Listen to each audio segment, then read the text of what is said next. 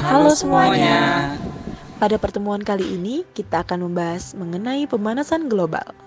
Namun, kali ini materi akan kita bagi menjadi dua bagian ya. Untuk pertemuan pertama ini, kita akan membahas bagian satu yang meliputi efek rumah kaca, pengertian pemanasan global, penyebab pemanasan global.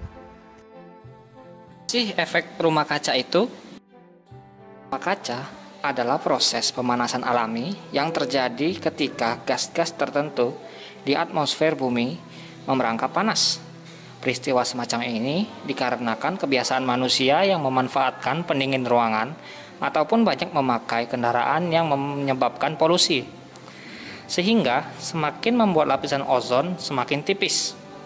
Selain itu, juga dikarenakan pihak oknum tertentu yang mencoba untuk membuat lahan dengan cara membakar hutan.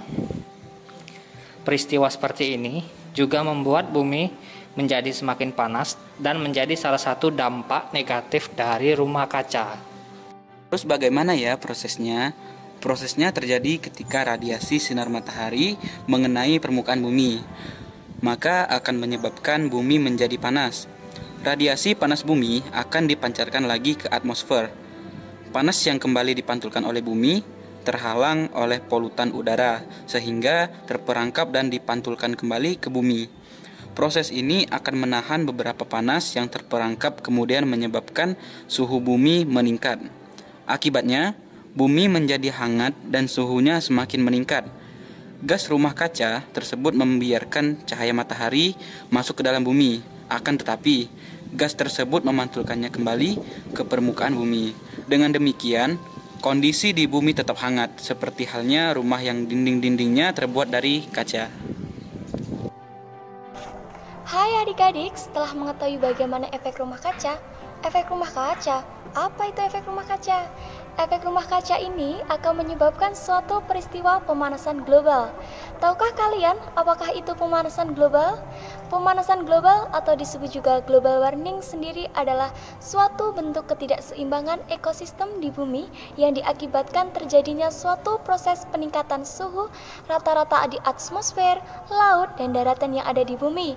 Nah, adik-adik semuanya, ada informasi penting nih bahwa lebih dari 100 tahun yang lalu, temperatur rata-rata suhu di permukaan bumi meningkat sekitar 0,6 derajat Celcius.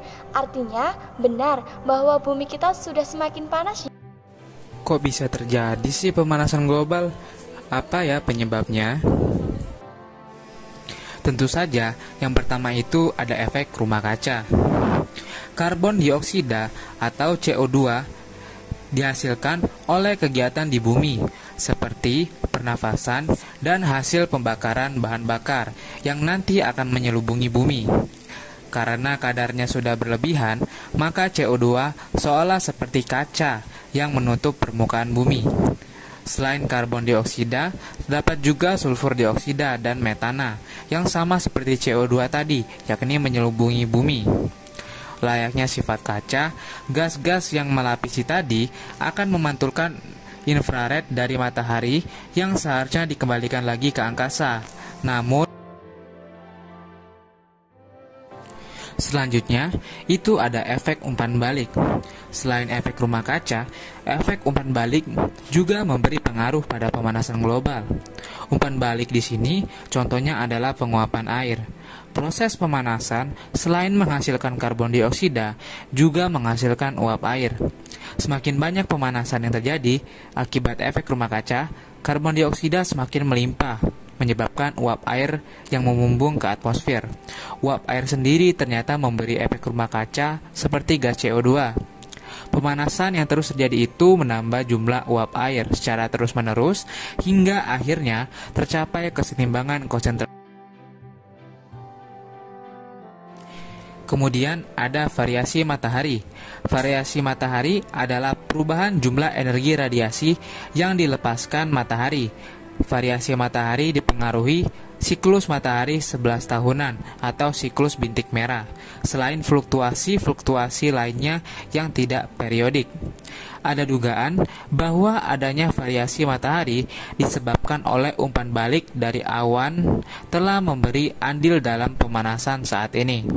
Penyebab pemanasan global karena variasi matahari dengan pemanasan akibat efek rumah kaca adalah pada variasi matahari terjadi peningkatan aktivitas matahari yang mampu menaikkan suhu stratosfer. Sebaliknya, efek rumah kaca. Lanjut, ada deforestasi. Deforestasi sendiri merupakan pengubahan area hutan menjadi lahan tidak berhutan secara permanen untuk aktivitas manusia. Secara tidak langsung, deforestasi mengubah fungsi hutan yang awalnya untuk pelestarian lingkungan serta ekosistemnya menjadi kepentingan manusia. Mengutip dari World Wide Fund for Nature atau WWF, hampir sebagian besar aktivitas deforestasi ditujukan untuk membuka lahan produksi. Dan yang terakhir, itu ada penggunaan bahan-bahan kimia. Contohnya itu adalah penggunaan chlorofluorocarbons atau CFC dalam refrigerator atau pendingin, dan juga penggunaan pupuk kimia dalam pertanian. Udah selesai nih bagian 1, mari kita lanjut ke bagian 2. Setelah kita mempelajari efek rumah kaca, pengertian pemanasan global, dan penyebab pemanasan global pada pertemuan sebelumnya, kali ini pada bagian 2 kita akan membahas mengenai dampak pemanasan global dan usaha-usaha menanggulangi pemanasan global. Setelah mengetahui beberapa penyebab dari pemanasan global, kira-kira apa ya dampaknya? 1. Iklim tidak stabil.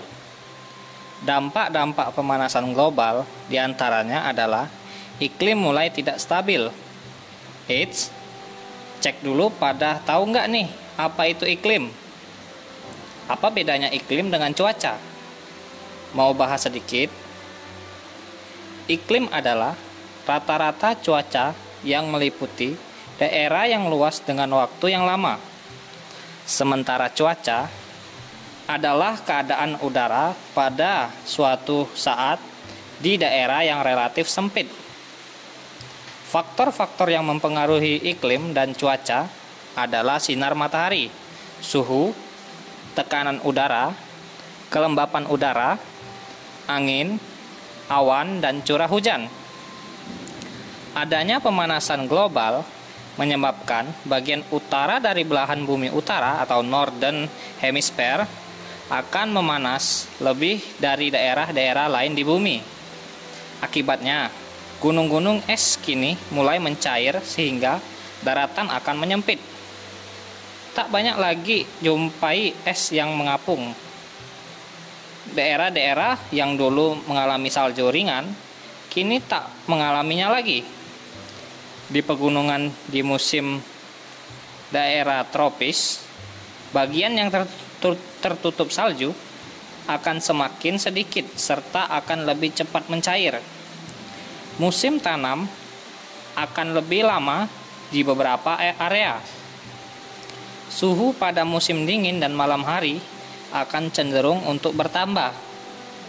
Daerah yang sangat hangat akan menjadi lebih lembab karena lebih banyak air yang menjadi uap dan lepas dari lautan. Curah hujan di seluruh dunia telah naik sebesar 1% dalam 100 tahun terakhir ini. Badai akan ternyata lebih sering melanda.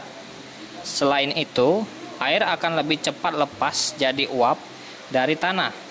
Akibatnya, beberapa daerah akan lebih kering dari sebelumnya. Angin akan bertiup lebih kencang dan memiliki pola yang berbeda dengan sebelumnya. Topan badai atau hurricane yang mendapatkan kekuatan dari penguapan air akan menjadi lebih dahsyat. Pola cuaca menjadi lebih sulit terprediksi dan lebih ekstrim. Meningkatnya permukaan air laut. Cairnya es di daerah kutub telah menyebabkan volume air laut akan bertambah. Akibatnya akan terjadi peningkatan permukaan air laut. Apa yang terjadi jika air laut naik, tentu saja daerah seputaran pantai akan terendam, seperti negara Belanda yang kehilangan 17,6% daerahnya karena tenggelam oleh naiknya 100 cm permukaan laut. Erosi dari tebing, pantai, dan bukit pasir akan mengalami peningkatan. Ketika tinggi lautan mencapai muara sungai, banjir akibat air pasang tak bisa dihindari lagi. Ketiga, suhu global cenderung meningkat. Jika kita membayangkan bahwa dengan panasnya bumi, maka akan banyak makanan yang dihasilkan, maka bayangan itu keliru.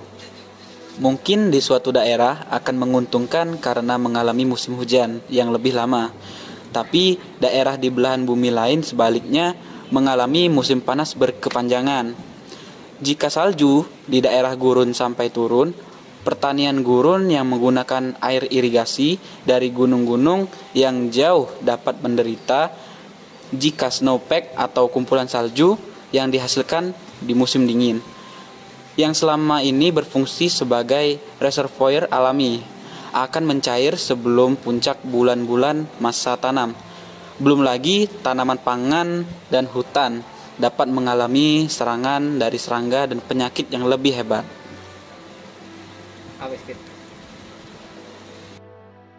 Nah, adik-adik, dampak yang keempat dari pemanasan global yaitu gangguan ekologis.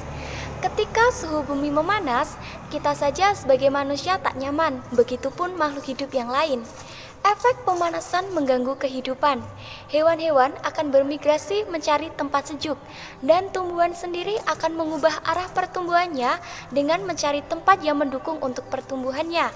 Tak lain juga, manusia yang dikaruniai akal mungkin akan melakukan hal yang sama untuk meminimalisir panas yang muncul. Namun, pada makhluk lain tentu tidak ya. Hewan dan tanaman bisa jadi berakhir dengan kepunahan karena tak mampu beradaptasi. Nah, adik-adik, dampak yang kelima yaitu dampak sosial dan politik. Kondisi cuaca yang tak menentu menyebabkan munculnya berbagai penyakit. Bagi para petani, kondisi hujan yang tak kunjung usai bisa menggagalkan panen.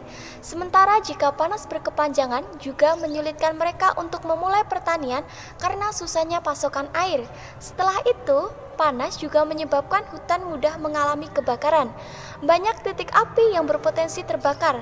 Diketahui, hutan di Indonesia sudah sering terbakar. Masalah kebakaran hutan sempat pelik dan sulit dicari solusinya ya. Nah, adik-adik semuanya, dampak yang terakhir dari pemanasan global adalah kegagalan panen besar-besaran. Menurut penelitian terbaru, terdapat 90% kemungkinan bahwa 3 miliar orang di seluruh dunia harus memilih antara pergi bersama keluarganya ke tempat yang beriklim baik atau kelaparan akibat perubahan iklim dalam kurun waktu 100 tahun ya. Untuk mencegah dampak-dampak sebelumnya, maka kita dapat melakukan usaha-usaha menanggulangi pemanasan global dengan cara yang pertama, konservasi lingkungan, seperti melakukan reboisasi, penanaman pohon, mengurangi deforestasi, dan penghijauan lahan kritis. Kedua, menggunakan energi yang bersumber dari energi alternatif, yaitu energi air, matahari, angin, bioenergi, guna mengurangi penggunaan energi bahan bakar fosil, yaitu minyak bumi dan batu bara. Yang ketiga, daur ulang dan efisiensi energi. Yang keempat, mengurangi penggunaan produk-produk yang mengandung CFC dengan menggunakan produk-produk yang ramah lingkungan. Yang kelima, upaya pendidikan kepada masyarakat luas dengan memberikan pemahaman dan penerapan untuk mencegah terjadinya pemanasan global. Berakhirlah sudah materi kita mengenai pemanasan global. Semoga materi ini yang sudah dijelaskan dapat mudah dipahami. Tetap semangat dan sampai jumpa. Sampai jumpa.